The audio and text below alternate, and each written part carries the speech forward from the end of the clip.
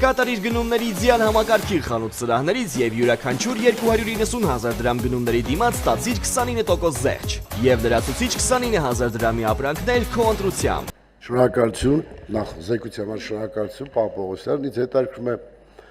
արդյոք տարվա ընթացքում եղել են քաղաքացիներ, որոնք դիմել են Հայաստանի Հանրապետության քաղաքացիություն ստանալու խնդրանքով եւ մերժվել է նրանց դիմումը։ Շնորհակալ եմ։ Շնորհակալություն հարցի համար։ Հանրապետության քաղաքացիության շնորհման գործընթացները, ինչպես գիտեք, սահմանադրական կարգավորումներից բացի կարգավորվում են նաև քաղաքացիության մասին օրենքով։ Ընթացակարգերը սահմանված են, որ քաղաքացիները դիմում են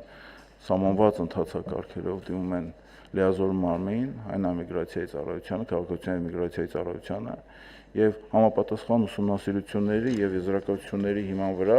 արդեն նախագահին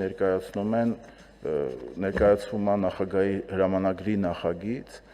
շնորհելու կամ քաղաքացիությունը մերժելու վերաբերյալ։ Մասնավորապես 2025 թվականի ընթացքում մերժվել են 805 անձանց քաղաքացիության շնորհելու վերաբերյալ դիմումները։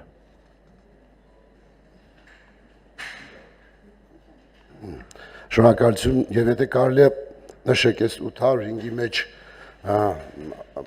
Արցախայից, Լեռնային Ղարաբաղից բռնագաղթած քաղաքացիներ կան, որոնք դիմել են քաղաքացիության եւ չեն ստացել, ինչ եմ ասում, որտեղ ընդդիմությունը շարունակում է իբրև թե մենք քաղաքացիության համար դիմում են եւ մերժումներ են ստանում։ Կա նման դեպք մեր մոտ։ Շնորհակալ եմ։ Պարոն Բագրատյան, անկեղծ որ լինեմ, մենք նման վիճակագրություն չենք վարում, բայց իմ ունեցած տեղեկատվությամբ գրեթե բացառվում են նման դեպքերը, որովհետև միգրացիա եւ քաղաքացիության ծառայությունը Արցախից բռնագաղթված մեր հայրենակիցների վերաբերյալ գործերը առանձնահատուկ ռեժիմով ամենակարճ ժամանակներում են նայում, եւ ես իմ հիշողության մեջ չկա դեպք, որ նման դիտարկումներ լինեն։